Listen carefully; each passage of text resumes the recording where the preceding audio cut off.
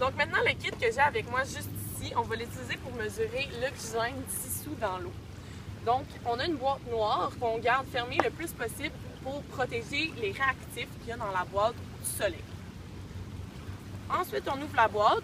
Ici, on a une charte de couleurs qui va nous permettre de comparer nos résultats aux couleurs qu'il y a ici, puis d'obtenir un chiffre.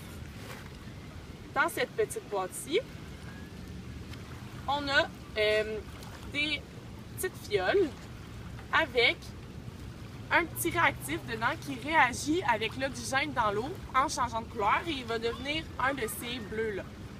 Donc, au bas de la petite fiole qu'on a ici, il y a une petite ligne blanche.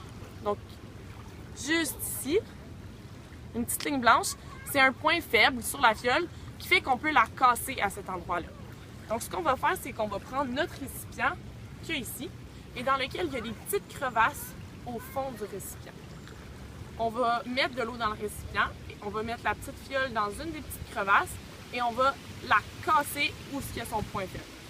De cette façon-là, le réactif va se libérer dans l'eau, puis en fait l'eau va rentrer dans la fiole et on va voir le changement de couleur.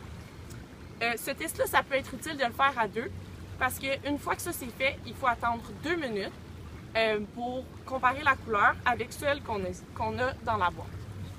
Donc, on va prendre notre échantillon d'eau le plus loin possible sous la surface de l'eau. On y va.